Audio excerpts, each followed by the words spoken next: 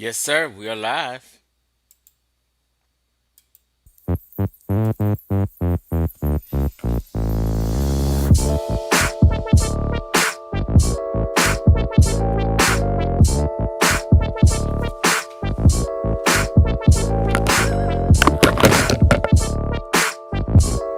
listening to Junior Beats Production, the hottest beats in the Black City.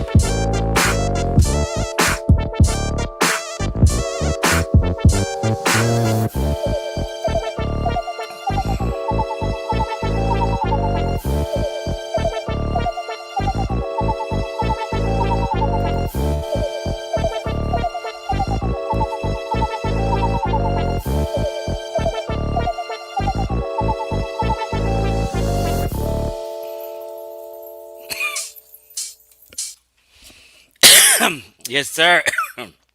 Excuse me. Three fingers up, two's twisted in the middle. That's their West Side. What's up, Oak the Goat? Appreciate you. Old Kennedy on the chopping block tonight. Cheers, Roshonda. Cheers to you, sis. Yes, sir. PJ. West Side type of beat. That was DJ Battle Cat, right? Just an instrumental he has on YouTube. So we're not gonna be long tonight at all. But I had to prove a few points, right? Because these Afrocentrics, these whack jobs, are steadily posting this lady named Dr. Rebecca Futo Kennedy. And Dr. Rebecca, and what's the other white lady's name I did a video on last week, will be considered like I mean, a nigger lover, right? They would be considered like an abolitionist. She caters towards an Afrocentric's feelings, right? For some strange reason, right? So I want to expose Dr. Rebecca Futo Kennedy for her psychobabble. Right now, Dr. Rebecca Futo Kennedy is a professional. She is literally a credentialed PhD in classics, right? In ancient history and the classics, Greek, Greco-Roman world, and things of that nature, right?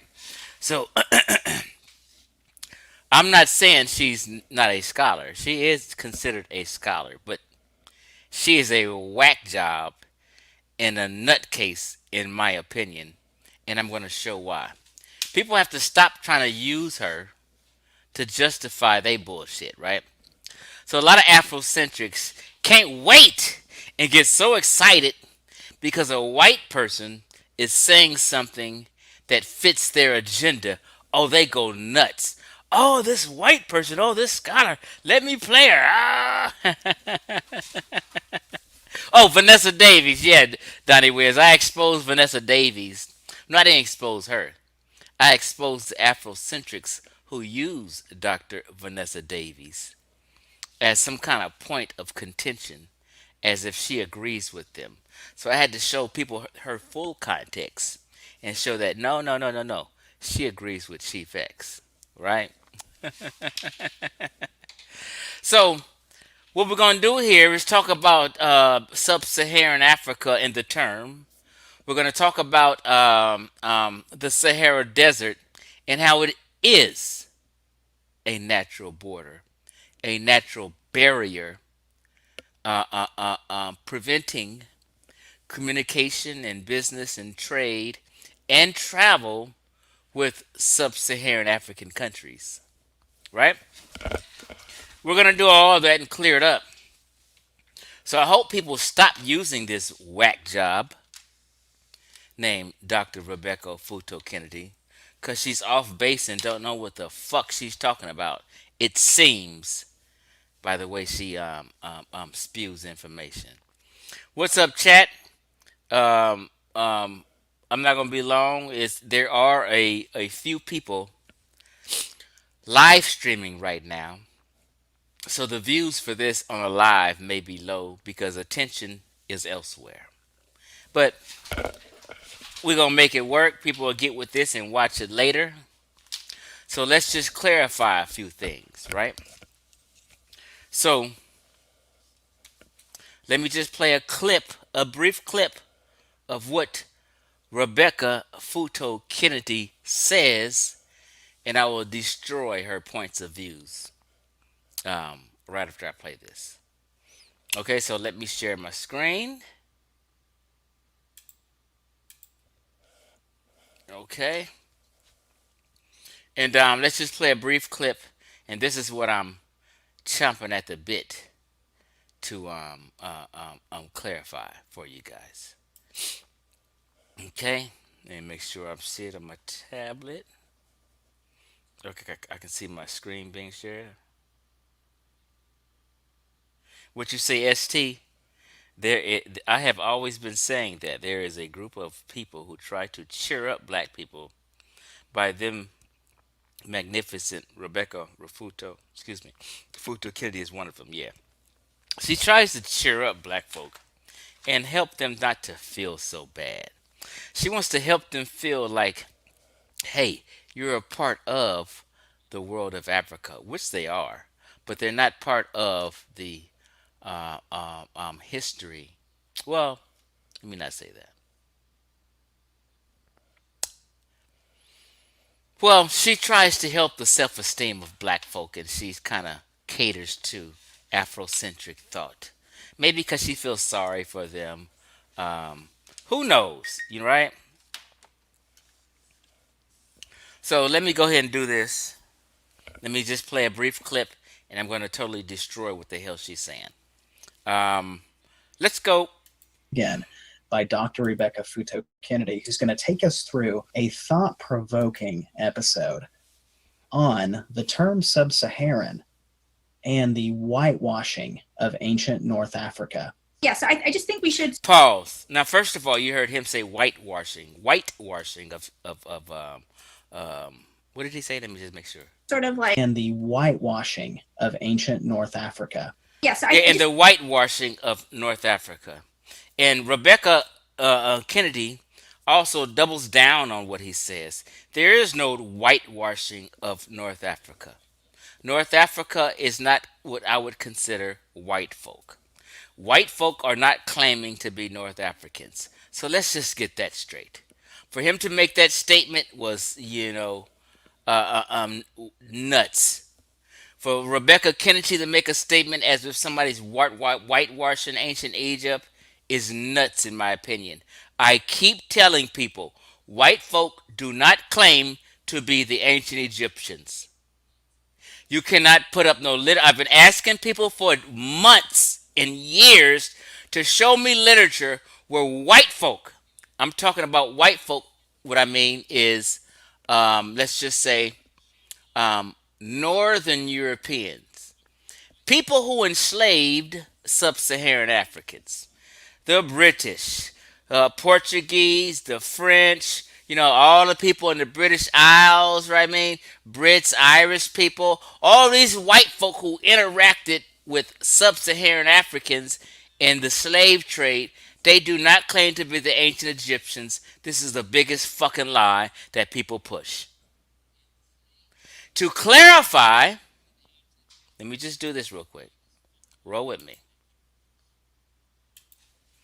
To clarify, a lot of European scholars have said that North Africans and other people in Egypt were Caucasian. This is what was said. But when you understand what Caucasian is, where the Caucasus is, they're not trying to say white people were the ancient Egyptians. No one teaches that, right? Arabs in physical anthropology and in forensic science, North Africans, Arabs, Berbers, people of the Near East, Mediterranean people would be considered under the classification of Caucasian. This is what they're saying. They're not saying white people, people from England, Germany, Sweden, Norway, England, and Britain. They're not saying them people are claiming they've been ancient Egyptians. So this is a confusion I want to clear up in the black community and the Afrocentric community. Okay? Now, let's get back to the lady. Hold up.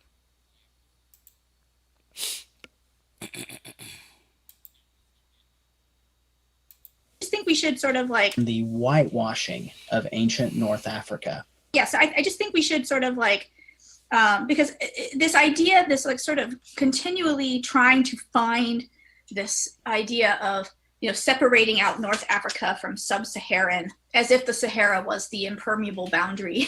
North Africa from sub-Saharan, as if the Sahara was the impermeable boundary. That North Africa from sub-Saharan, as if the Sahara was the impermeable boundary. Separating out North Africa from sub-Saharan, as if the Sahara was the impermeable boundary. Yes, it was a barrier. She's wrong. And we're going to break that down. So let's just continue. That nobody could get through is really a continually problematic type of argument. Particularly since we have early texts that tell us that, right, Herodotus tells us that, he says the Ethiopians and the Garamantes are indigenous to North Africa, and the Garamantes are indigenous to North Africa, and the Garamantes are indigenous to North Africa. First of all, that's bullshit. Ethiopians, and she's muddying the waters, she's not clarifying that the Greco-Roman world may have called sub-Saharan Africans Ethiopians. Okay? They are not, excuse me, let me make clear. In today's modern times, we hear the term Ethiopian. But they're not talking about an ancient Ethiopian, as in a person will be considered burnt face, right? They're not talking about Ethiopia as in what they called Abyssinia, Abyssinia, Abyssinia, right? She's talking about what Greco-Roman world called black folk Ethiopians. And she's claiming and saying and catering that they are indigenous to North Africa. She couldn't be more wrong. Okay? She couldn't be more wrong.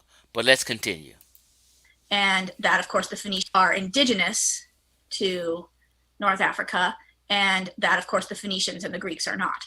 But he makes it very clear that people he call Ethiopians are indigenous to North Africa and Northwest Africa in particular. Oh my God. So, in layman's term, we know that Ethiopia, which they formerly called Abyssinia, right? We're talking about where Eritrea, Somalia, Ethiopia. That's not North Africa. That is East Africa. For her to muddy these waters, I'm confused why she's doing so.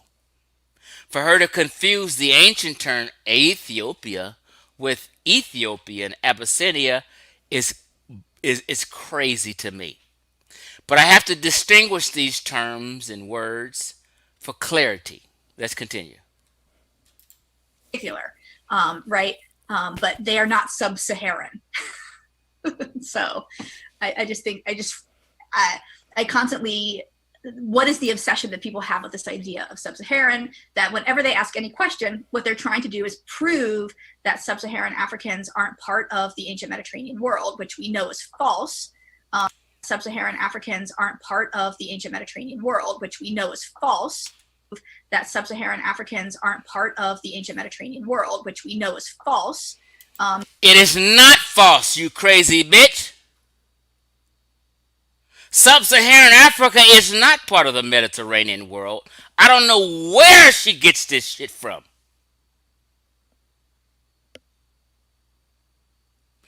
Everyone in their mama knows Sub-Saharan Africa has nothing to do with the Mediterranean world at all.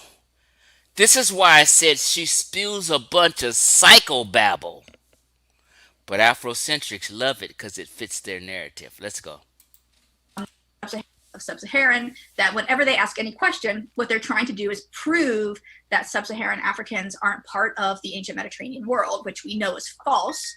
Not only do we know, of course, that people that we would call quote unquote sub-Saharan Africans ruled Egypt before the Persians got there, ruled Egypt before the quote unquote sub-Saharan Africans ruled Egypt before the Persians got there. Pause, pause, pause. For clarity, for you nincompoops, she's talking about the kingdom of Kush, which is the first sub-Saharan African nation state. Let me repeat that.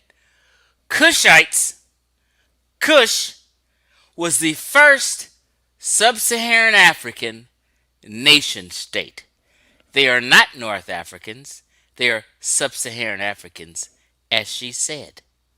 So she's all over the place, contradicting herself. First off, let's continue. Not only do we know, of course, that people that we would call quote unquote sub-Saharan Africans ruled Egypt before the Persians got there, among others, but that they have this continual culture that runs up and down the Nile. And we know from our ancient sources that... Right there. Hold on. Culture that runs up and down the Nile. And we know from... Pause. Right there is the city Merowe, which is down by the fourth and fifth cataract in northern Sudan. Not North Africa, northern Sudan. These people had nothing, absolutely zero, to do with the Mediterranean world. These people were influenced by Egyptians, and 2,000 years later, after Egyptians built pyramids, they built pyramids in Sudan, Merowe, by the fourth and fifth cataract. Are we clear? Let's go. Our ancient sources that they believed very firmly, and they interacted with what in the area that they called Libya, right? I'm going to fast forward her a little bit. So who has his map whether everything west of the Nile is its own continent called Libya or whether it's not. One of our ancient sources actually has Europe and North Africa. There's a natural impermeable boundary that starts at the Sahara Desert, and that there's no penetration, and that everybody who has quote unquote black skin is below that line historically, and everyone above that is somehow magically white, shows one, a real lack of knowledge of how space. Pause. So she plays these race games to tap into your emotions. Nobody claims people above the Sahara are white folk. I don't know why people keep pushing this bullshit. Then later on, she says that they're neither white or black. I don't know how many times she contradicts herself in this. But nobody in scholarship today, me, or people who are against what I'm saying, considers North Africans to be white people. I don't know why she keeps saying this. This is a fake ass narrative to cater to black folk. Let's continue. Penetration, and that everybody who has quote unquote black skin is below that line historically, and everyone above that is somehow magically white, shows one, a real lack of knowledge of how space works and how geography functions and how mobility and movement in the ancient world functioned. It shows a very limited view of our ancient sources. Like I said, I think I said this in another clip. If you're going to live by Herodotus, you got to die by Herodotus too. And if you're going to cite Herodotus for evidence of one thing, then you have to accept the fact that Herodotus says that black people, Ethiopians in our ancient parlance, Ethiopians really in our ancient parlance, are indigenous to North Africa.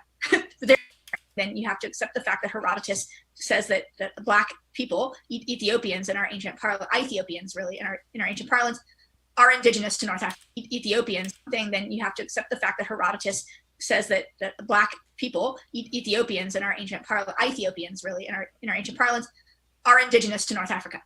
They're indigenous to Libya, which is his word for basically everything north of the Sahara, because as far as he's concerned, south of the Sahara is uninhabitable. Now pause.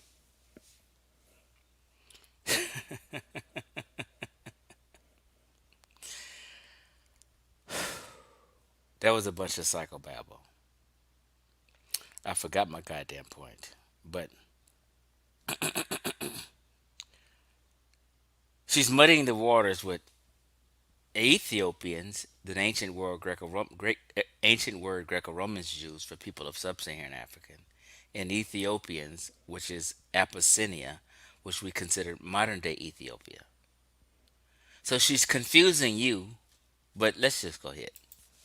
Right? They believe that was an uninhabited region, uninhabited zone. That's a lie. The Greco-Roman world does not believe below the Sahara was not an habitable world. They clearly spoke about people below the Sahara and called them Ethiopians. I don't know where either she's misspeaking or is on some bullshit. But let's go. Nobody lived there. It was too hot. So this is you have to understand that our ancient sources were very clear that in that northern part of Africa, that's where Ethiopians lived, were indigenous to. That means there were black people there. But also the people that we refer to now as either Nubians or Cushites, those were also called Ethiopians by our Greek sources, Nubians or Cushites. Those were also called Ethiopians by... So she's admitting that the Cushites, black folk, people below or by the third, fourth, and fifth cataract, black folk, Cushites, were called Ethiopians by the Greco-Roman world. She's admitting that right now. By our Greek to. That means there were black people there.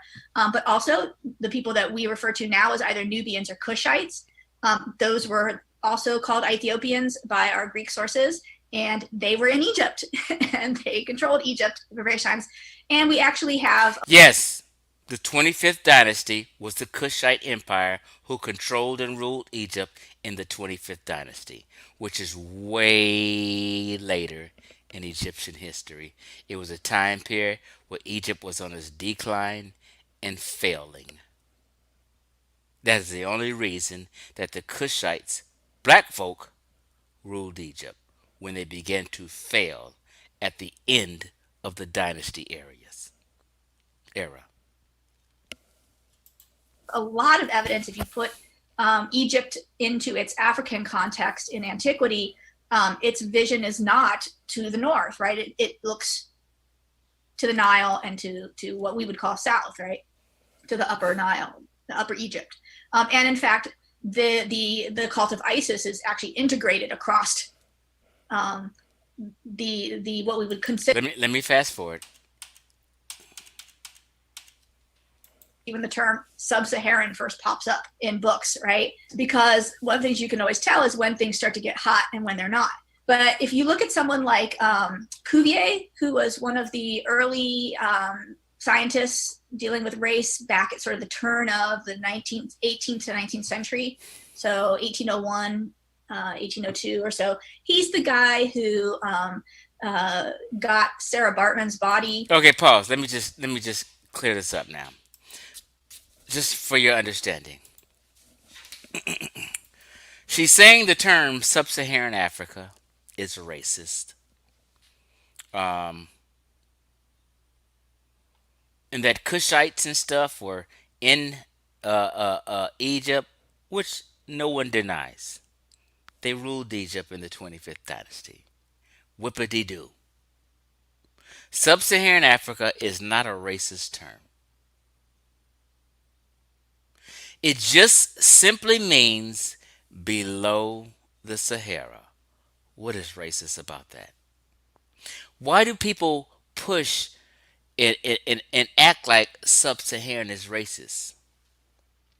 Because sub-Saharan Africans or black Americans today want to fit themselves into all of Africa. They don't want to separate it and admit that there's diversity. So you have to remove sub-Saharan Africa. You have to say sub-Saharan is racist. Therefore, you can be North African also. And therefore, you can fit yourself into being part of the ancient Egyptian dynasties if you remove sub-Saharan Africa and act like it didn't exist. Then it's just one whole world of one whole African people, and we all just one whole go along, get along people.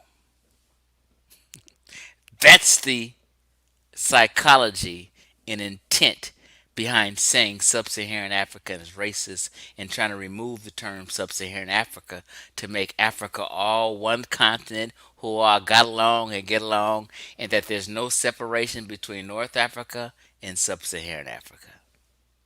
This is a trick. Now, let's continue on and do this.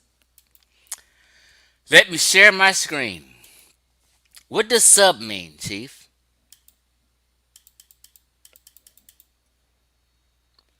Sub is a prefix meaning under, beneath, or below. There's nothing racist about that. That's just the reality that sub is a prefix that means under, beneath, or below. Under, beneath, or below what, Chief X? Below the Sahara Desert. And that's the reality. Now, when you read sub-Saharan Africa, right? Let's just see. It's nothing racist about it. It's strictly talking about geography of a continent. Sub-Saharan Africa, Sub-Sahara, or what? Non-Mediterranean Africa.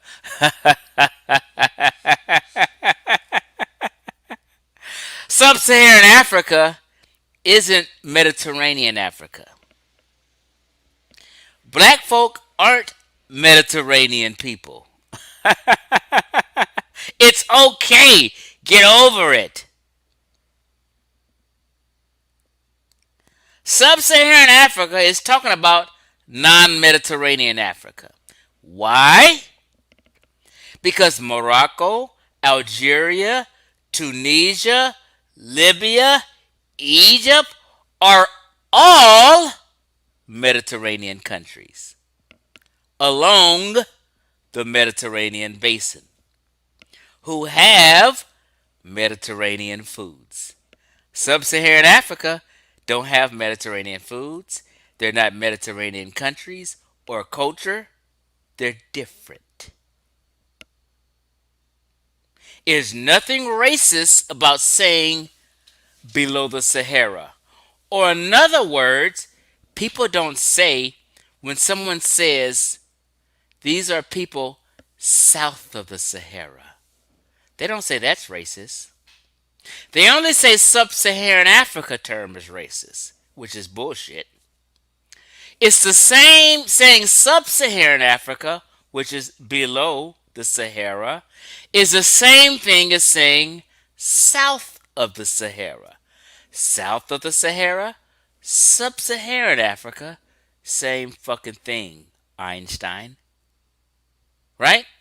Sub-Saharan Africa, Saharan Africa, sub-Saharan, or non-Mediterranean Africa is the area and regions of the continent of Africa that lie what? South of the Sahara. I'm not making nothing up. I'm just clarifying for you since you've been brainwashed by Afrocentrics and this psychobabbling Dr. Kennedy lady. We come from people south of the Sahara, also known as Sub-Saharan Africa. Sub meaning below. It's nothing racist about geography. Anyone trying to make geography terms racist is on some bullshit and has an agenda. Now, who is south of the Sahara? Who is sub-Saharan Africa? These include what? Central Africa, East Africa, Southern Africa, and West Africa. I'm a proud descendant of West and Central Africans. I don't know why you guys are not proud. I'm not a descendant of Mediterranean countries. I'm a descendant of sub-Saharan African countries or countries south of the Sahara. And it's okay. I'm proud. If I was an Egyptomaniac, then I would want to dissolve the term sub-Saharan Africa so I can fit my black ass in North Africa. Do you see the mind game? Okay. Geopolitically, in addition to the African countries and territories that are situated fully in that specified region, the term may also include polities that only have part of the territory located in that region per definition of the United Nations. This is considered a non-standardized geographical region with the numbers of countries including varying from 46 to 48 depending on the organizational region. Sub-Saharan Africa is 46 to 48 countries. Africa is a total of 55 countries or 54 countries or 55 countries. I may have an off one, right? Right? Who? The African Union uses different regional breakdowns recognizing all 55 member states on the continent, grouping them into 5 distinct and standard regions.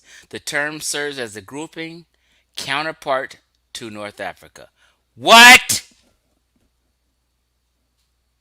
Sub-Saharan Africa, the term serves as a grouping counterpart to North Africa, which is instead grouped with the definition of MENA. We're not people of the MENA area. MENA region is Middle East, North Africa. Why is it Middle East, North Africa? Because the Near East, the Middle East, North West Asia is connected to Egypt, aka North Africa. So they call it the MENA region. I'm not from the MENA region. My ancestors are not from the MENA region. My ancestors are not from the Middle East North African region. My ancestors are from Sub-Saharan Africa, or what we call an area south of the Sahara. Right? And the MENA region is part of the Arab world. My ancestors didn't come from the Arab world. Most North African states are likewise members of the Arab League. It's okay.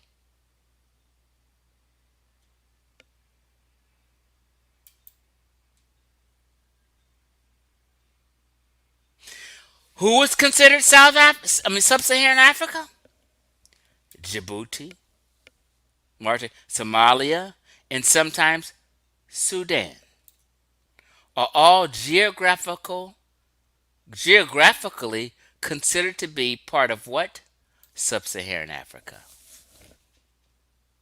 I didn't make this up. This is simple geography. This is simply a geographical discussion.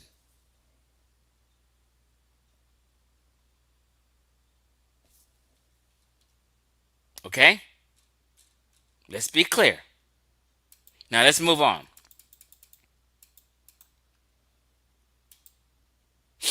Okay. So,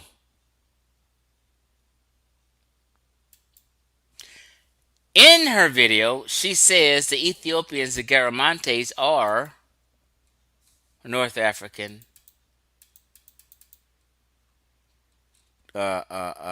descendants. I've debunked that long ago, about 5 months ago, and I said challenge to Smash Rockwell on Ethiopians and Garamantes' claims of being North African. I tore that discussion up. Smash Rockwell has not responded to this video yet. I killed it. You niggas just didn't see it. If you want to see it, just put in the search bar challenge to Smash Rockwell on Ethiopians Garamantes' claims of being North African. I destroyed it. He never responded. I sat Smash Rockwell down. Let's be honest. This is why he didn't respond. He couldn't respond. Okay? Let's be clear on all this shit. Now,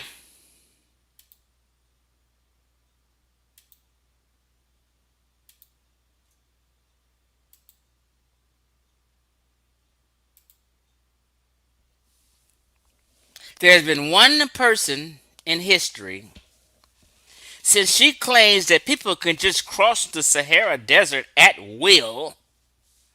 It's not a boundary. It's not this and that's that. No, it is a natural boundary. And one person crossed it.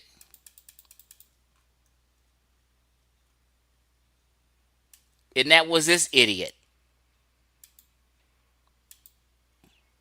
Michael Asher in Mariantoneta, Peru, made the what? First recorded crossing of the Sahara from west to east by camel on foot. And when? 1986 and 1987. On record, nobody has crossed it until 1986 and 87. Guess why it happened then? Because he had escorts, plenty of water, and he knew the geography, and they were able to do it then. But people in ancient times was up shit creek.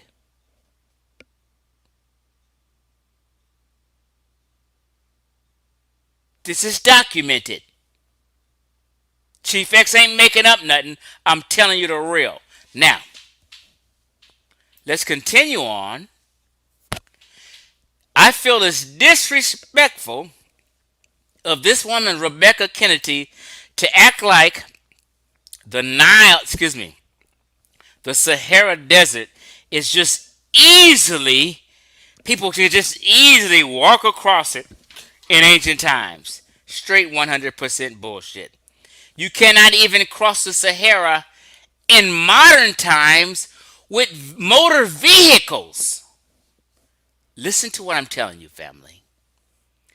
You can barely cross the Sahara Desert in modern times with a goddamn full blown motor vehicle and truck.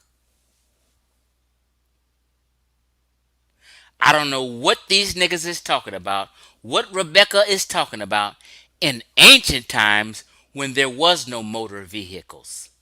There was no motherfucking horses. This was just niggas on foot walking and getting around. Nigga, you would die immediately. So, we have documentation, primary evidence of people trying to cross the Sahara Desert in modern times. Here it go right here. What does it say? 44 Nigerian and Ghanaian migrants die in Sahara Desert after their truck broke down. These niggas was in a truck, not a horse, not on foot, but in a motor vehicle and still died. Can you imagine 4 and 3 and 2,000 years ago without a truck? Rebecca Kennedy needs to shut the fuck up and people need to stop listening to her. Listen here, let's play it. This is only 2 minutes. I feel it's disrespectful of her. She's disrespecting all these dead Nigerians and Ghanaians who attempted to cross the Sahara Desert in a truck, a motor vehicle, and they couldn't do it and died. She is disrespectful of all these deaths and people trying to get to Europe and trying to cross the Sahara Desert. Yes, it's a natural barrier. Watch.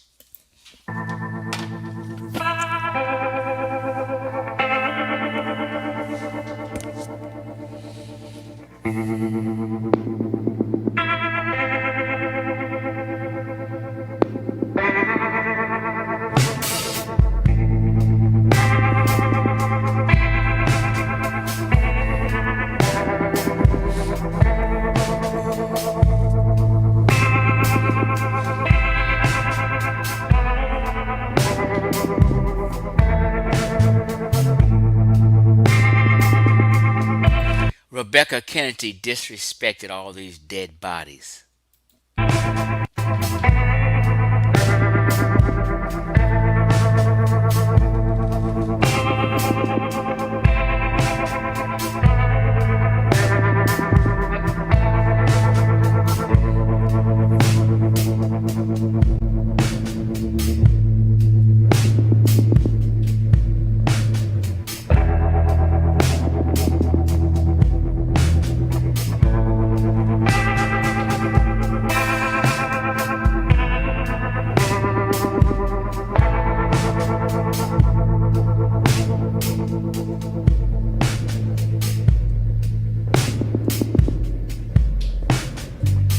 It is disrespectful when you're looking at these dead bodies trying to get across the Sahara Desert with motor vehicles.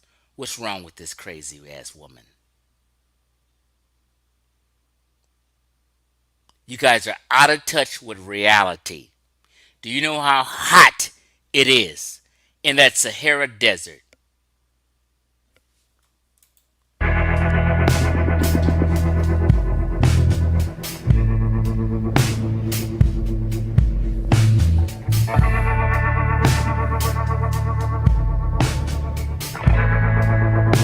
Look at all these sub-Saharan Africans in turmoil, sitting next to a motor vehicle, and that shit is so hot the motor vehicle broke down.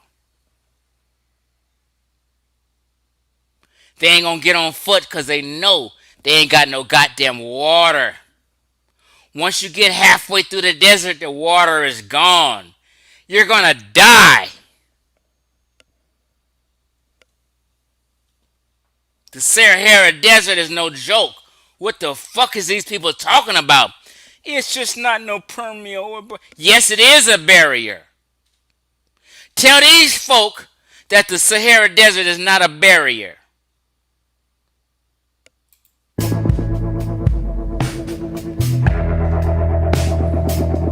Tell all these people looking at these coffins of people who died in modern times trying to cross the Sahara. Fuck out of here.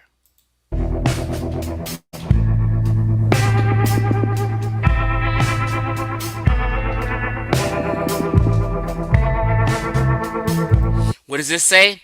Bodies were underway.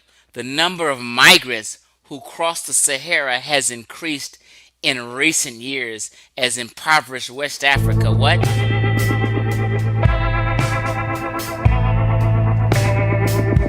Risk their lives to try to reach Europe fucking with that Sahara Desert. It's disrespectful for black Americans to act like, oh, you can just haphazardly cross the Sahara Desert, easily walking without a horse or a car, and it's all good. What the hell was this bitch talking about?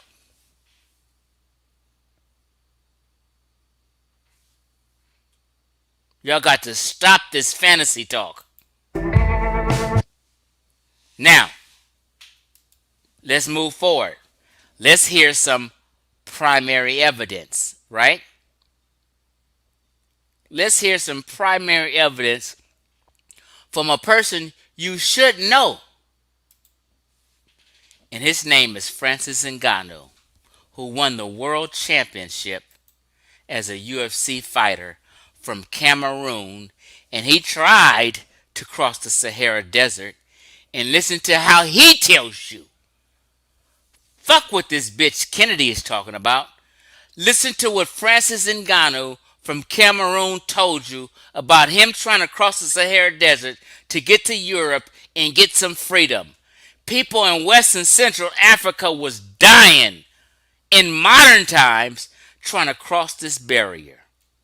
You niggas is disrespectful to all these people who've died trying to cross the Sahara Desert and lying just so you can fit yourself in North Africa. Let's go, Francis. Talk to him. It's when I decided to leave. But if you're in Cameroon, you just can't go to Europe by taking the front door. You know, So I how'd you have get there? to use all the back doors. And in the case of Francis, the first step is nothing less than crossing the biggest and most treacherous desert on earth. The first step is nothing less than crossing the biggest and most treacherous desert on earth. Sahara. The first step is nothing less than crossing the biggest and most treacherous desert on earth. Sahara. In what times was this? Modern times. With what? A motor vehicle. Not a horse, a motor vehicle, and they catching hell. Let's go. It's one of Sahara Desert, yeah. the Sahara Desert, and it's like one of the biggest over there. They just bring a small truck and put your baggage in it. You know, like Toyota Tacoma? Mm-hmm. Yes, it's gonna be like 25 of you guys in the back.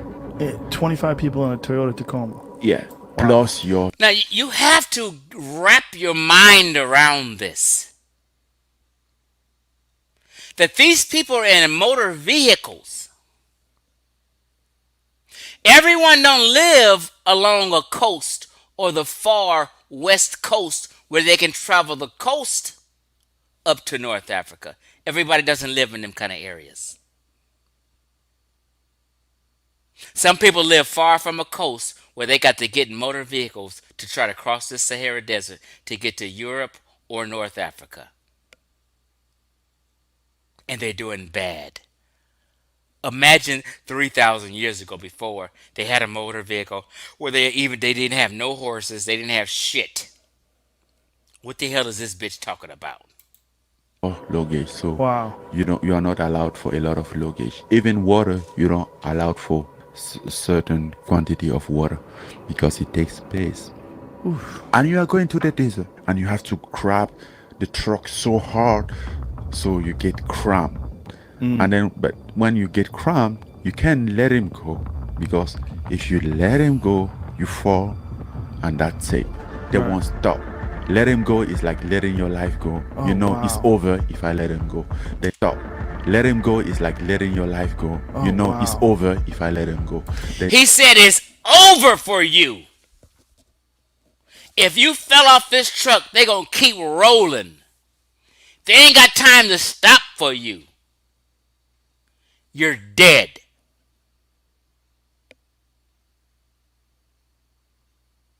Don't let no nigga tell you it's easy to cross some motherfucking Sahara Desert.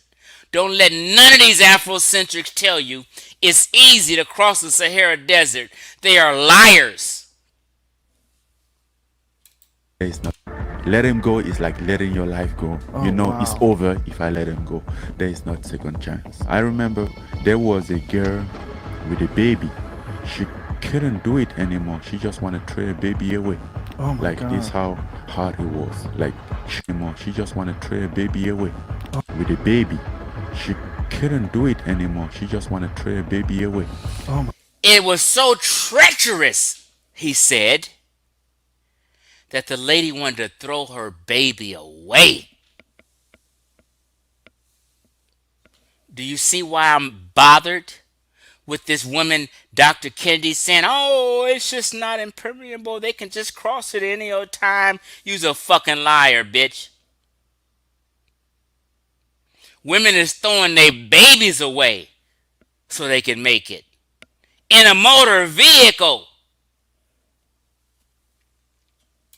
Like this God. how hard it was. Like she couldn't do it and you can't blame her. The guy just kept holding the baby to take the baby from her. Like We can hear the agonizing wails of another woman and go to speak to her. I heard you crying. Her name is Olabisi. 2 of her 4 children, it seems, were on another truck. She's crying. But Dr. Rebecca Kennedy wants black Americans to think, oh, it's not an impermeable desert. You can just cross it at will. It's okay. Well, yeah, people just tripping and lying. Psychobabble. They are the older ones, ages just 9 and 11.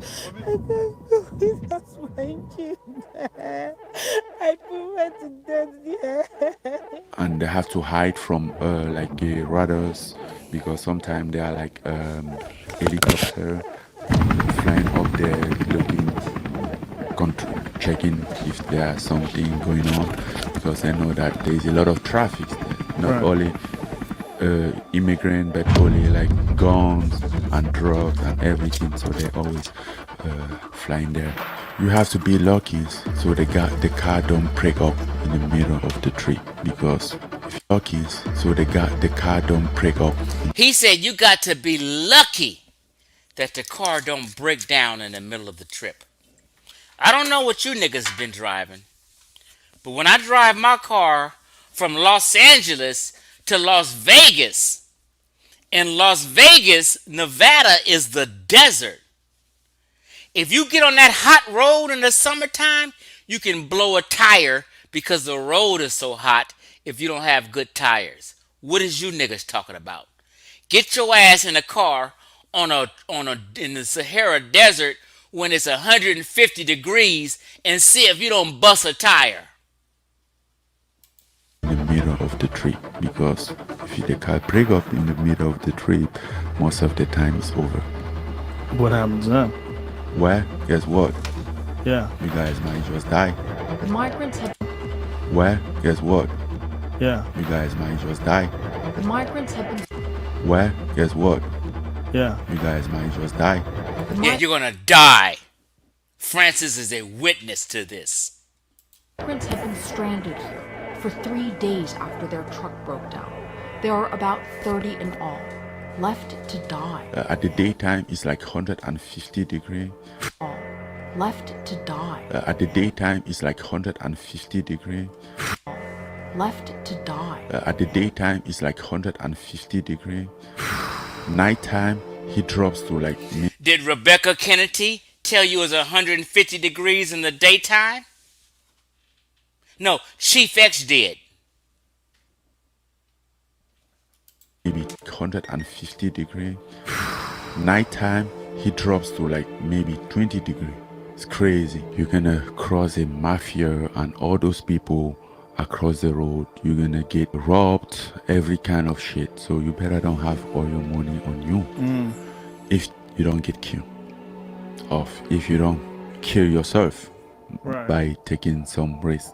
One of the women starts praying under her breath. A single sentence over her breath. She got to pray. God, please let me live.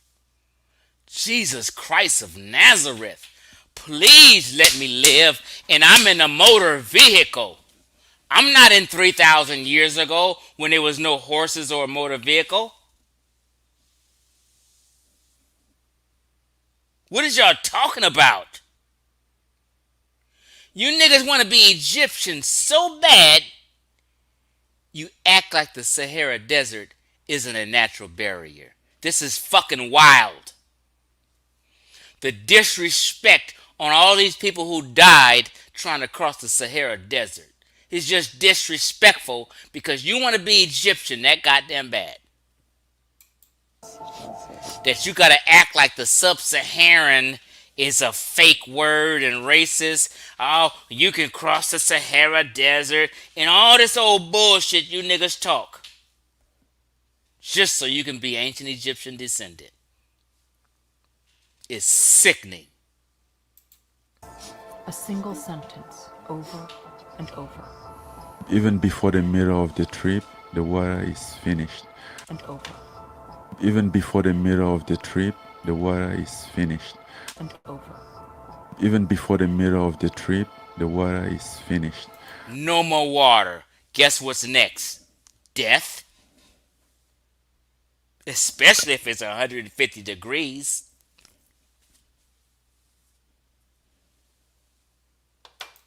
Nobody has water anymore. And these people, they don't give a shit. They just want to drive from this point to this point. So you get dehydrated at the point that you're not sweating anymore. Is it like oil on your face? That you're not sweating anymore. Is it like oil on your face? It's so hot. People are so dehydrated. He said you're not even sweating no more.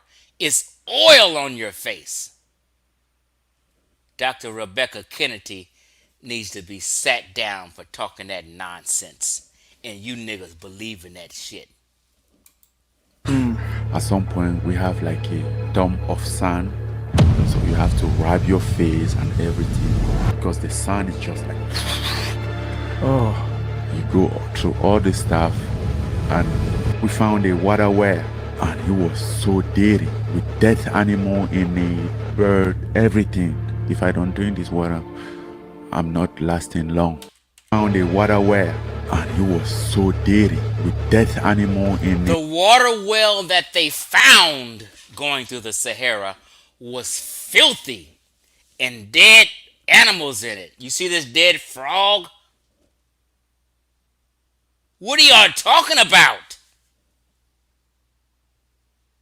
You're out of touch with reality. Bird, everything. If I don't drink this water, I'm not lasting long. So you drank it. So you drink it. You kind of like take the water, put it in the bottle, leave your shirt, and use your Filter. shirt as a filter. In the bottle, leave your shirt, and use your Filter. shirt as a filter. Put it in the bottle, leave your shirt, and use your Filter. shirt as a filter. Drink the water. That's where you kind of like start to understand what you put yourself into. It's just the beginning. Yeah. So here's the good news. I didn't know that, but there's actually 2 Spanish territories in Morocco. That means you don't actually need to cross to Spain to get to Spain. You just need to get inside those cities. And to do so, you actually need to climb the fence that surrounds the cities or to swim from shore to shore. But that's easier said than done. Sometimes we live in the forest, hiding for the cops, trying to cross the border to go to Spain. Before and in between attempts to cross over. Now pause. They're talking about Spain and just getting to Spain. Now, you have to understand, this is why I tell people, you need a map. When we're talking history, if you don't have a map and a globe in front of you, you're going to be confused. This is a point where they're talking about people close to the coast going to Spain.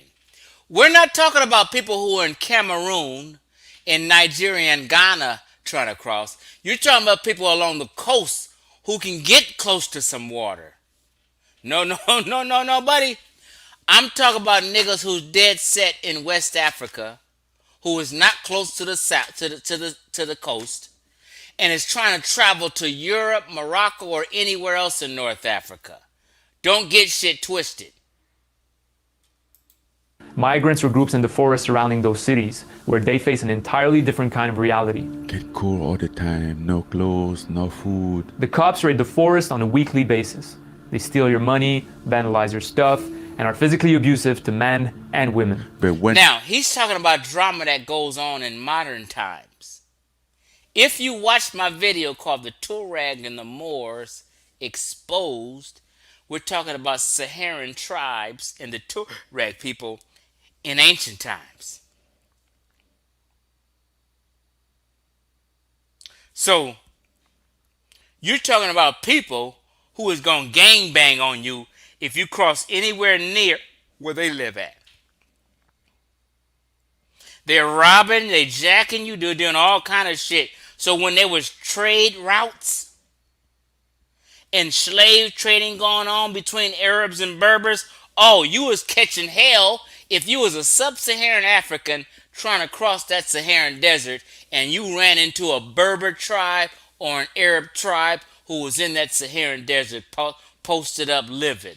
You getting all your shit took and your ass is about to become a slave.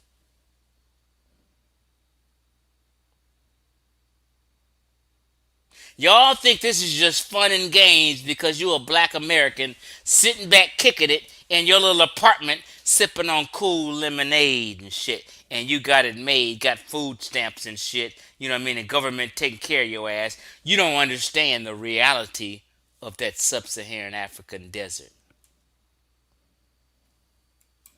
When they take your money, they don't care about all those. They just want to take whatever they can take. So you had to swallow your money.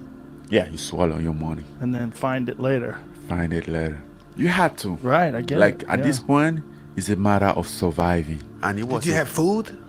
No, sometimes we eat. Sometimes we have to go find food in the trash. You know, sometimes arguing with rat in the trash. Like, hey, get away of these tomatoes. It's mine. Man. This rotten tomatoes is mine, not yours. You know. Go back in the forest, figure out how to cook that in the aluminum bucket or something. The first way to get to the city is by climbing over the 11 miles fence that surrounds it. But calling it a fence is an oversimplification. It's a series of fences. The first one is 20 foot high. The second one has a flexible top, leading you straight into the barbed wire netting. Oh, y'all didn't know it was just that difficult, huh? You niggas listened to Dr. Rebecca Kennedy and thought all was good. No, listen to Chief X. I'm gonna tell you that real shit. At the bottom of it. The third fence is the highest yet, with more barbed wire waiting for you along with the civil guard, standing before a 2x4 meters ditch leading to a double fence topped with more barbed wires. So let me ask you, what would you go for? Fence or water? Francis chose the fence. About 11 miles of fence. Now, mind you, this is modern times, but I'm just saying, all this stuff preventing people from getting to Europe, Morocco, or wherever they were going in Europe from sub-Saharan African countries, it was hell. This is modern times. They got vehicles. Think about 4,000 years ago with no horses. You're not going nowhere through that goddamn desert. You're going to die after one day. Protect the island is small. I went to the fan, look at the fan like this. Man, the barbed wire was just on there like this. There's my life in behind them, my future. Right. Man, I am taking my chance.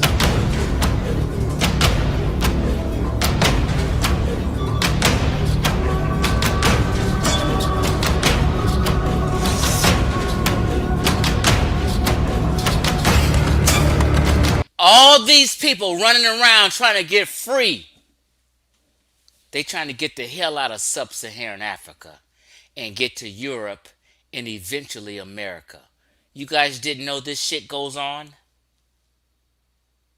You niggas is so fucking comfortable in your little home and your apartment, and you don't know the realities of people outside of where you are.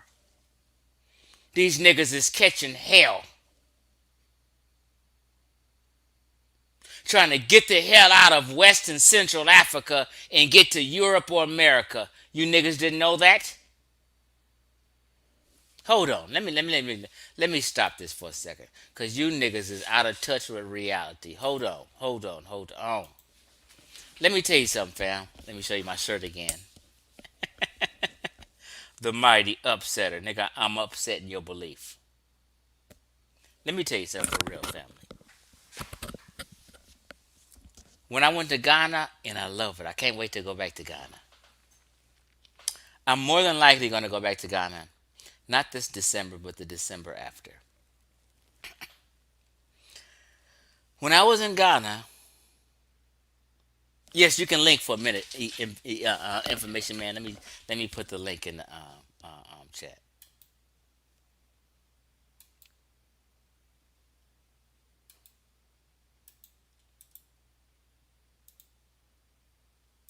I put the link in the chat. Now let me pin it in the chat. Okay, I pinned it. Anybody want to come on and help me discuss this? Now listen, I'm going to tell you something, family. I'm going to just tell you something that's real. When I was in Ghana, Africa, and dealing with these workers who was helping with luggage and working around the hotels we were at, whether we were in Accra, Ghana, or whether we traveled 4 hours inland to Kumasi, Ghana. Not this cute shit you niggas see in Accra, Ghana along the coast. I'm talking about 4 hours inland into Kumasi, Ashanti gang. You know how many dudes I met that wanted to connect with me and do business and meet my sister? Once I told some cats, hey, I got a sister. Oh, I want to marry your sister. Well, how can I meet her? And you know what I mean? I will work hard. I will marry. I'll take care of your sister. And they was dead serious. They were saying this because they wanted to get the hell out of Ghana and get to America, where they can sip cold lemonade like you niggas is doing and collect a welfare check and shit like that. Right? People just think this is a motherfucking joke. No, it's real. You know how many Africans want to leave Africa and get to America? Francis in Ghana is telling you a story of how he wanted to get out of Cameroon. And there's other stories. If you ever listen to Francis Angola, he got stories of when he was a kid. He nicknamed himself San Francisco. And his initials when he signed paper was SF. Because as an 8-year-old boy, he would dream of coming to America. See, you guys think, no. It's underdeveloped and that's okay. I love Ghana. But the reality is it's underdeveloped. And the reality is when Ghanaian people, Nigerian people, people in West and Central Africa are watching television and they see me here with this plush ass background, They see they can get food stamps if they fall on hard times. If you go to Africa and move there and you fall on hard times, you think you're going to get some food stamps? You think you're going to get wealth? No, these people are dreaming of coming to America and living the dream. And Francis Ngannou had that dream of coming to America. He wanted to get to Europe, but then get to America because he knew and what he seen as a kid on TV that America was like the promised land to him and would improve his life. I'm not sure what happened to American Dream. Not American Dream, but Information Man. Maybe he popped off, but get back on. The link is in the chat and pinned. Come on. So I'm just sharing the reality and Francis Ngannou telling you about crossing that Sahara Desert.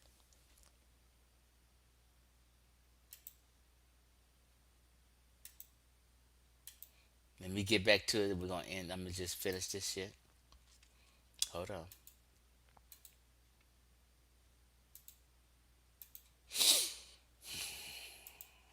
Where was I?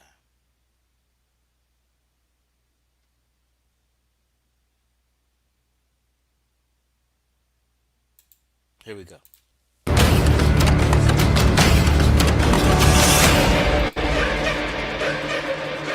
The first time I get caught, very caught, I was bleeding all over my hands, my feet, because I fell into it. I can't stay there. If those guys caught me there, they're probably gonna kill me.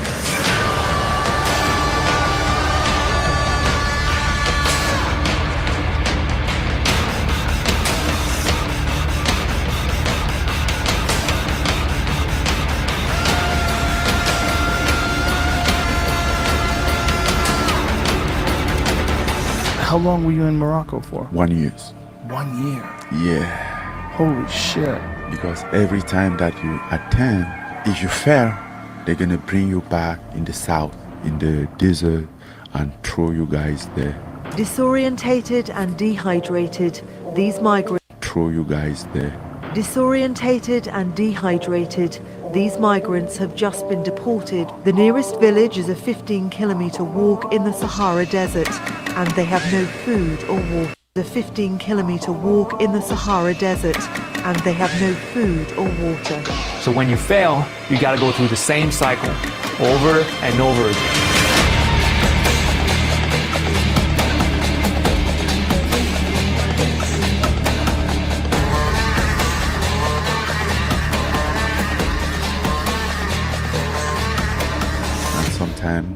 Instead of like thinking of going back to the fence, you are like, okay, let me go try in the water. This young man's dream of a better life in Europe ended before it began. His body washed up on the shores of Futo, a Spanish enclave on Morocco's Mediterranean coast. You guys have to... Morocco's Spanish what enclave coast? on Morocco's Mediterranean. Morocco's what coast? Washed up on the shores of Futo, a Spanish enclave on Morocco's Mediterranean coast. You guys have to collect money to buy a boat to Now run. pause. You guys have no clue how many people are dying trying to get to Europe or North Africa from Sub-Saharan Africa. You guys are totally oblivious to this shit. I don't know what Dr. Rebecca Futo Kennedy was talking about, but she's dead wrong. And I proved my point. Just use your fucking brain. Just a small one, the one that they use in the swimming pool. I count the wave like 1, 2, 3, because most of the time it's like 3 waves. And the third one would be the biggest one. The first one came, it was still okay. Second one, as much as we're going in the water, get deeper and deeper. Then the third wave came, that was like something that you see in the movie. So now, see, people thought I was bullshitting when I showed this wave coming and how it's impossible for canoe or Native American or Africans or Sub-Saharan Africans who only had canoes, you cannot cross no large body oceans. Listen. The water get deeper and deeper. Then the third wave came. That was like something that you see in the movie. No. Just smashed you. We fell in the water, no paddle. I hold my boat. I'm like, I trust myself. Pause. See, listen to me, family. I'm gonna tell you something that's real. I was in the Navy. I know how them waves are. I know how it is when you get out there deep in the ocean where you see no land or no islands, nowhere around. Ain't nothing but darkness at night and nothing but water during the days. And this is why I made this video. Hold on, let me show you.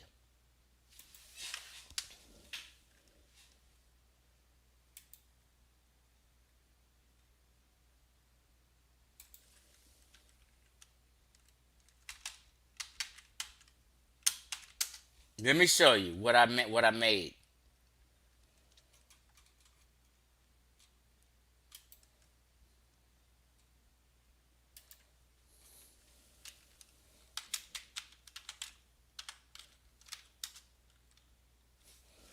I put this video up 5 years ago to give you niggas a clue. And it just so happened. Here we go. This is the Navy ship. And watch how the water goes over it.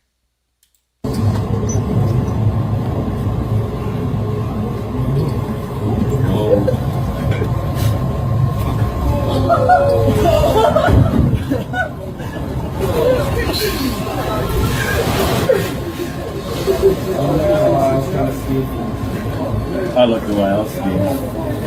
Watch that go. That shit is crazy.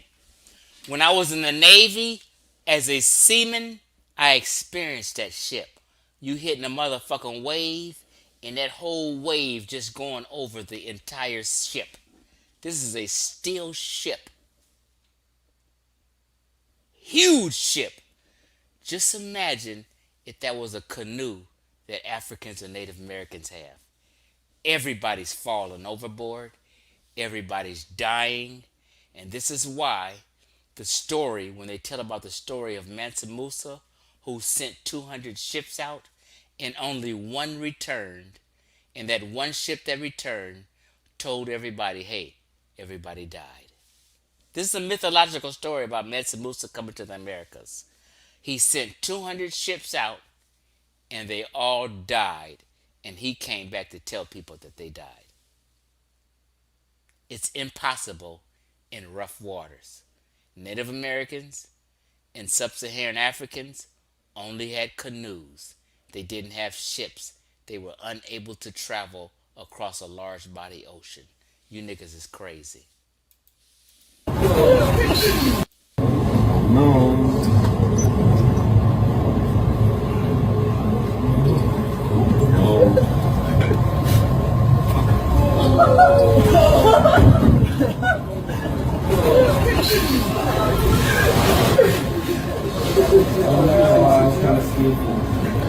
I look away, I'll see. Watch that go.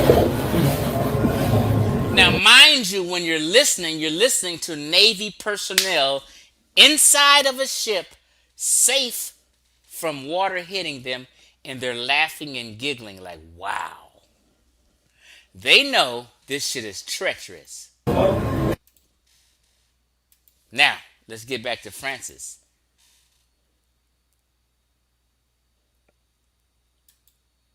Francis is telling you the same story that I broke down to you about fucking with these goddamn waters in some small ass ship. Here he goes, telling you the same thing that I experienced literally. No. Just smashed you. We fell in the water. Then the third wave came. That was like something that you see in the movie. No. Just smashed you. We fell in the water, no paddle. I hold my boat. I'm like, I trust myself. I trust my boat. This is my life. I'm not letting this go. I'm dying with it. I hold it like this. I saw this thing came. I'm like, put my head in the water, hold my boat like this, and it came, flew like boom, on top of me, scream like, what the hell is this? When we get in the boat, we find out that there are 2 of us missing, basically those with the paddle. See, you fuck around in some little boats, you're dead. I posted that video 5 years ago, before I even seen this. I'm telling you from experience as a Navy man, you are not crossing no large body oceans in no fucking canoe. We're gonna paddle without paddle. Right. The guy was like, listen, we're gonna paddle with our hands. I'm like, okay, this guy might be stupid or something. Like people die in the ocean paddling with the real paddle, and we are just gonna paddle with our hands. Now pause. See, people don't understand, even this is not even a canoe. It's some kind of blow up boat. But people are catching hell trying to cross waters in this. And sometimes you'll have calm seas. So this is a time where the seas are calm. But when you're traveling from West Africa to the Americas, you're talking about a couple months.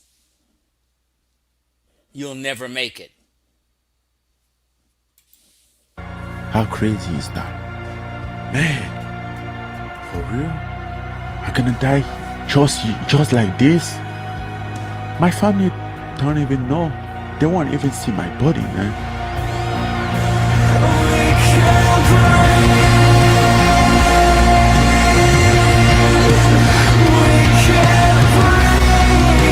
They got to rescue these people, and they got it on camera.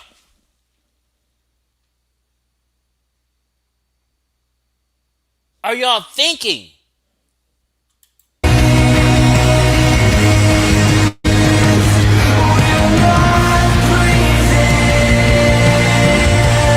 Pause, and let me tell you something. And these people are close to land. They're not days and weeks away where there's no land involved. These people, this is a baby being rescued. Because them little boats cannot cross no large body oceans.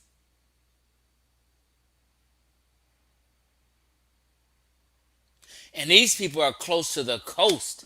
I'm telling you, let one of them canoes get up halfway up out there, everybody's dead.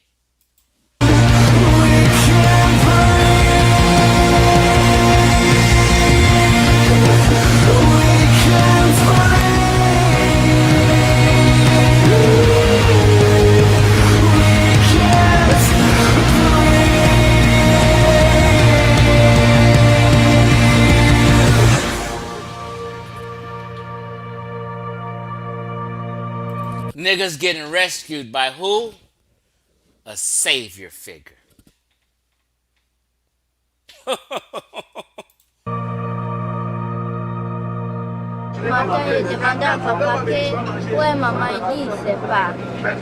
He don't even know where his mama is. It's so treacherous.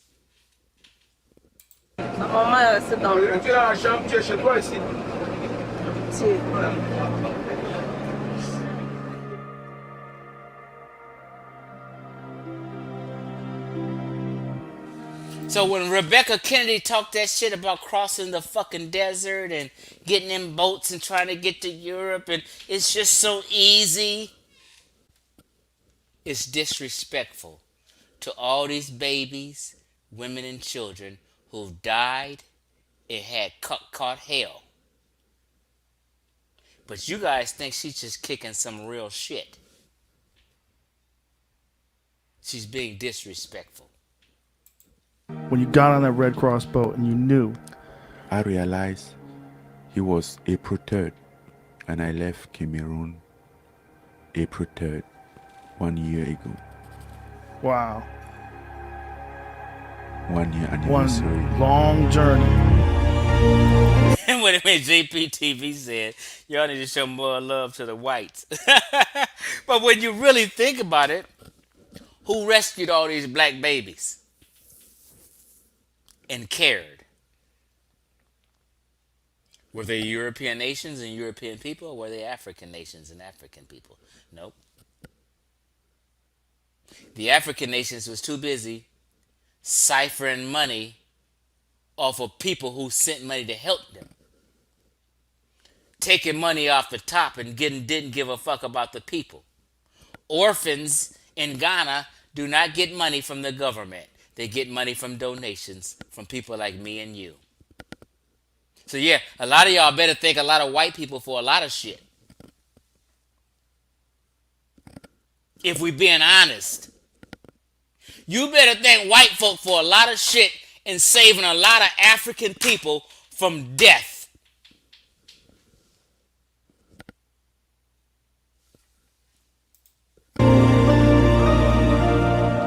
"2013. 7 years ago, we were freed by the Spanish Homeland Security after spending 2 months in jail for illegally entering on European soil by sea. I had nothing by then but a dream and a faith of pursuing it." Okay, that was intense. Let's take a little breather here before we finally move to the fun stuff. If you like my documentaries, you can now support me through Patreon and get credited as a producer on every... Now, this is pretty much ending it, but I don't know how much further I got to go and clarify this shit for y'all. I'm telling you, Dr. Rebecca Kennedy don't know what the fuck she's talking about. Dr. Rebecca Kennedy was not in the Navy like I was. Hold on.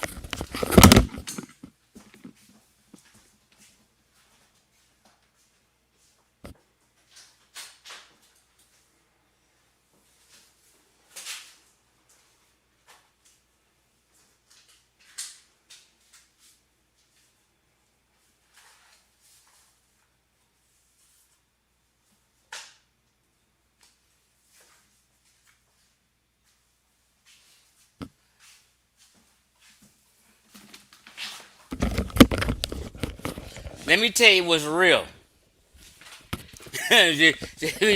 She's best about to go in on y'all. You goddamn Skippy. Dr. Rebecca Kennedy sitting back, teaching, sipping cold lemonade in her dorm or wherever she lived, cannot tell you the experiences of being in the United States military and being in the Navy sailing on ships. This is me when I was 17 years old. Joining the Navy. I've been on them ships I'm telling you about. And I'm telling you what everything I love, she don't know what she's talking about. Niggas is not crossing no large body oceans in no fucking canoe. This is me. Primary evidence. Don't ever listen to no Rebecca Kennedy over Chief X. Over Francis Ngannou. Over all them niggas dying trying to cross the Sahara Desert. Don't listen to her over real people.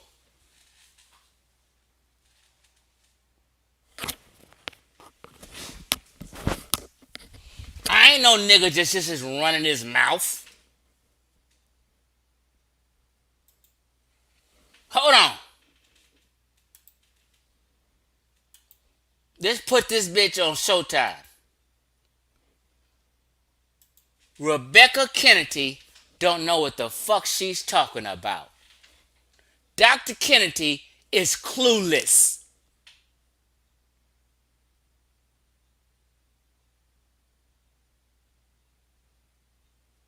She's romanticizing and is in La La Land.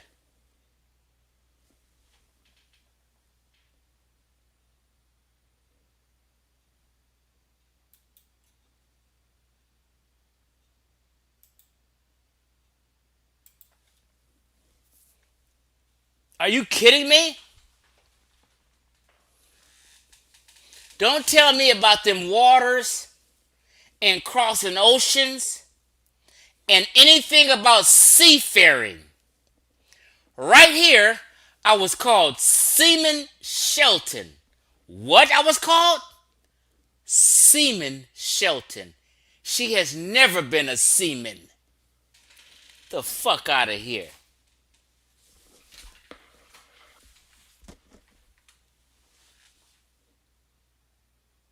Smash Rockwell and all these Afrocentrics are fucking jerking your chain.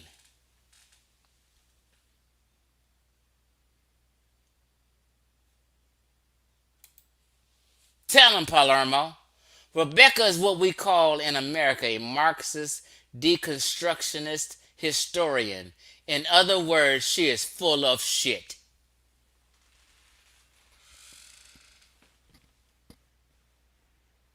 Don't you ever listen to Rebecca over me. I love you. Like, real talk. I love you and want you to understand and get some knowledge about reality.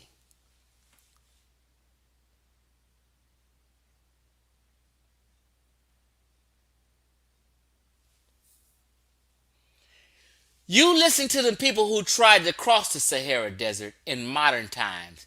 Rebecca Kennedy can't fuck with them.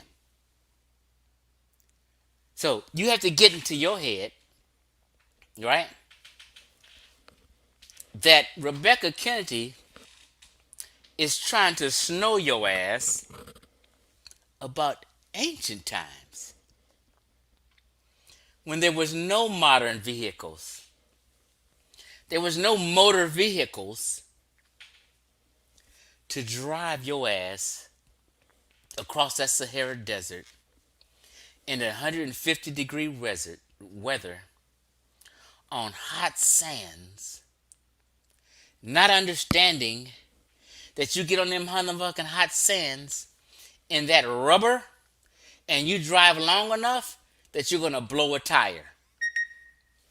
If you get to LA and drive your ass to Las Vegas in the summertime when it's 110 degrees, you're gonna see all kind of cars on the side of the road who blew a tire, who had bald tires and blew a bald tire and couldn't make it to Vegas.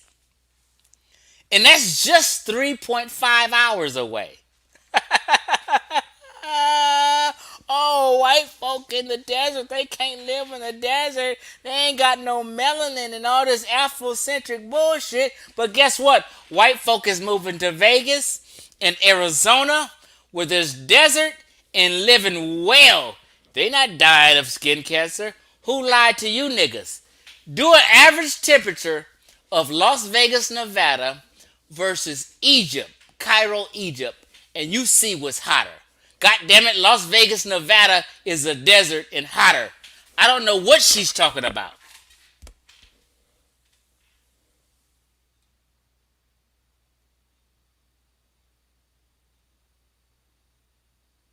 Any nigga who thought a canoe, which Native Americans and ancient Africans had, can cross a large body ocean is on fucking drugs or have a mental health problem. The only time people cross them large body oceans is when the Portuguese advanced shipbuilding technology in the late 1300s, going into 1400s. And then Columbus and the explorers in 1492 made it to somewhere in the motherfucking Americas, whether they fucked up and they made it to somewhere in the Americas in 1492. That was the only time niggas was able to cross large body oceans, and only because shipbuilding technology advanced. Prior to that, niggas is in canoes, wasn't doing a motherfucking thing.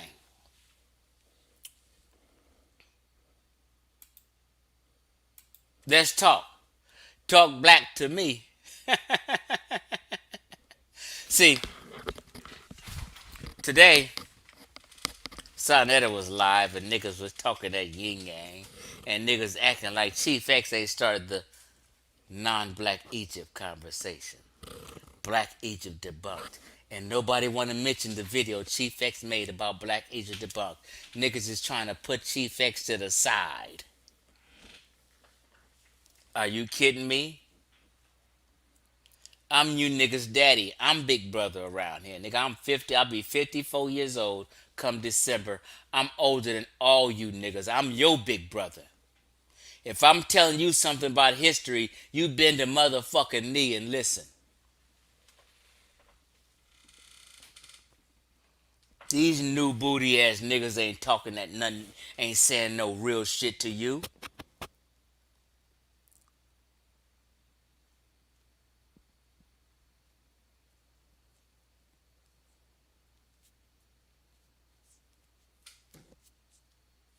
Let's be real. T-Ben laughing at my ass. You know, I'm crazy as hell. But it's some real shit. Nigga, I done had... You think I'm gonna get comedic tattoos all over me and then go against commit? No, nigga. I just decided to get real. So niggas on Sonetta running that shit. I hit Sonetta's link today and I'm waiting to be brought on the panel. For the third time in a row, Sonetta won't let me on the motherfucking panel. He don't want this real talk. Them niggas is hotep hustling your ass. And they don't want Chief X to stop the motherfucking hustle. These niggas is faking on your ass.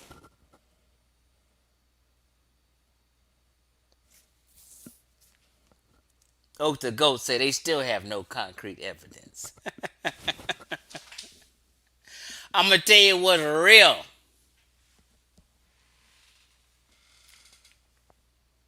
I keep telling folk, what no black folk, no nappy head, no kinky hair folk, no negroid type was anywhere in the entire Western Hemisphere, let alone just North America.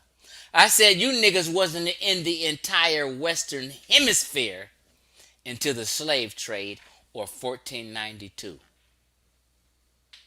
You know how you know? Just go to the motherfucking Amazon jungle in Brazil. Ain't never seen you niggas come out there as an uncontacted tribe with nappy hair and black. I ain't never seen no black man come up out the Amazon jungle. Primitive as hell as they are in the Amazon jungle, them uncontacted tribe, never has a nappy head black man ever come up out them Amazon jungles. You know why? Because the nigga wasn't never there. Nigga, y'all from Sub-Saharan Africa. Nowhere else.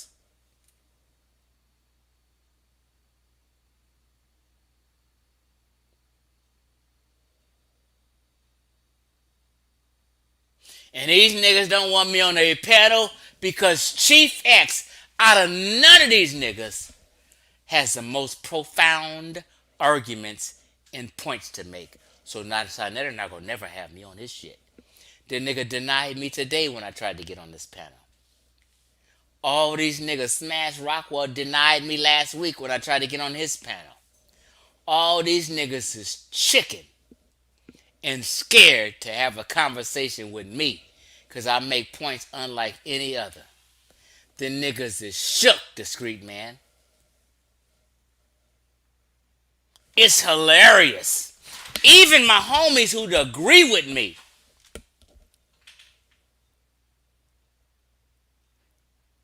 Sheffrin, Corey, and all that like they be kind of like and don't want to say my name. Like it's crazy.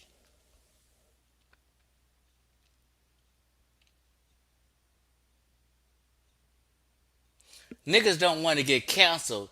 If you agree with Chief X, a motherfucker gonna cancel you. I'm telling you what's real. But luckily I got my own platform. What you say, Donnie? Gullah. Gullah been trying to clown me, but I'm not trying to go at Gullah. Geechee. I don't know if that's what you mean. Niggas don't want to give me my motherfucking credit. No, ain't nobody debunked Black Egypt but Chief X. Ain't nobody argued against Black Egypt before I did.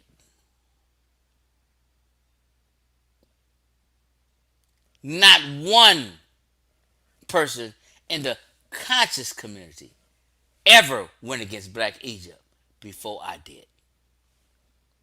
Not one. And I will pay anybody $300, not $100, $300 straight to your Cash App, your Zelle, or whatever, if you can prove one nigga in the conscious community came against Black Egypt before Chief X did. You can't do it.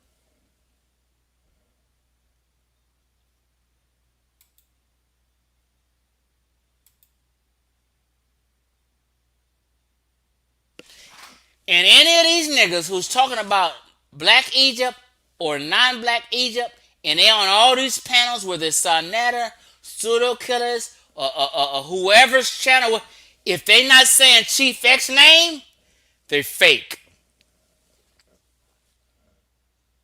If niggas ain't saying Chief X brought this shit out and debunked this shit first, it's all fake nigga shit.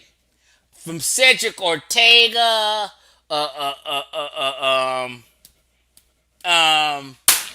what's this? Rob Bourne, Garfield, anybody, all these channels. If they not saying my motherfucking name, they faking and fronting. I'm out of here.